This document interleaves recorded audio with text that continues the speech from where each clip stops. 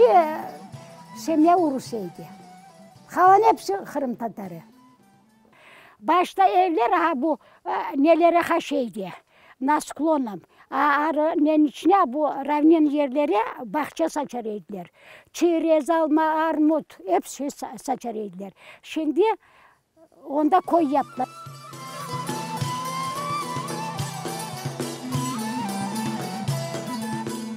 Kuyular var idi. Bu arpata, şimdi söyleyeyim, 1, 2, 3. 3 kuyu var idi. Bu radniçok çok idi. Radniçki. O radniçkaları bizim hartlar, babalar, dedeler abla temizleriydiler de onda su çıkarıydı. Pek güzel su çıkarıydı. Kuyuya su var. Eç kuyuya.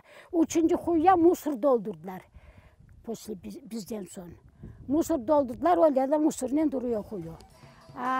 Caminin yanına.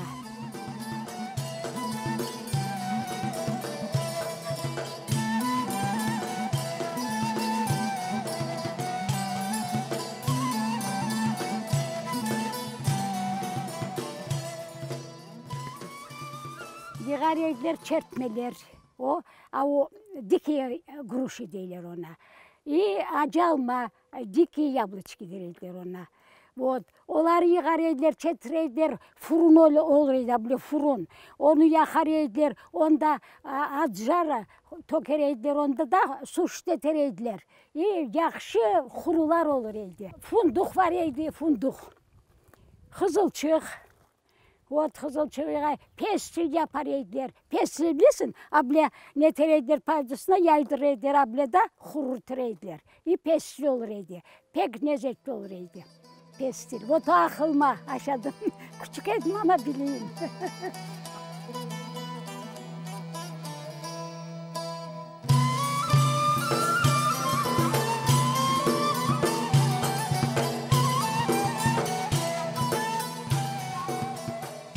Ucdan çoban var idi. Ben bildiğim ucdan çoban var idi.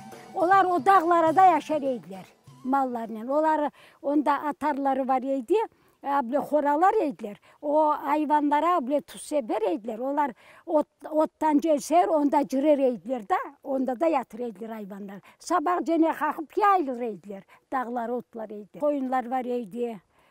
Ondan sonra beskurduçka var idi, eçkiler var idi. Bütün yaz dağlara olur idi bizim çobanlar, mallar bakıp.